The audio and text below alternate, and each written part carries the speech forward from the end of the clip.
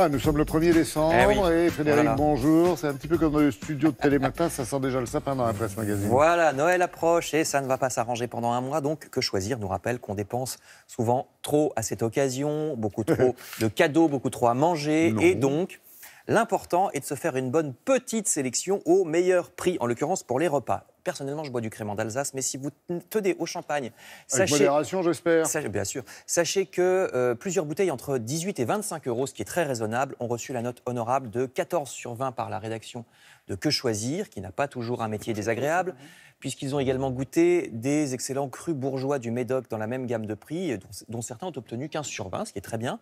Alors, côté foie gras, sélection un peu plus difficile, mais le magazine a quand même déniché des marques acceptables à des prix raisonnables. Le journal vous explique aussi comment bien choisir les deux autres produits stars du mois de décembre, le saumon fumé et les huîtres. Alors sachez que le saumon, c'est un des rares produits pour lequel le bio n'est pas très intéressant, ça ne sert pas à grand-chose. Qu'une huître de qualité doit être bien lourde sous la main et ne pas avoir perdu son eau au fond de la bourriche, comme on le voit parfois. Et puis vous trouverez plein d'autres conseils dans Que Choisir, le bien nommé, pour bien choisir vos articles de réveillon. Au rayon des cadeaux cette fois, plutôt que de se ruer sur une montagne de cochonneries en plastique fabriquées à 10 000 km de chez nous dans des usines qui polluent, concentrons-nous sur quelques beaux cadeaux durables. Voyez ce joli terrarium contenant des élébores qu'on appelle aussi les roses de Noël. Eh oui, et que vous trouverez pour un prix très raisonnable dans certaines jardineries. C'est ce que nous conseille Notre Temps, le journal qui a aussi interrogé ses lecteurs sur les mois de décembre qu'ils ont gardés en mémoire. Par exemple, un couple de boulangers qui ne peut pas fêter Noël en famille chaque année à cause du travail et pour qui les repas familiaux sont une véritable fête, c'est le cas de le dire. Il y a aussi des histoires de réconciliation familiale ou encore l'époque où on s'envoyait des télégrammes pour se souhaiter bonne fête, bonne année.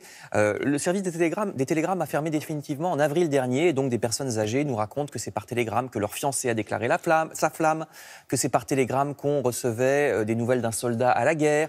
Très émouvant souvenir donc dans Notre Temps.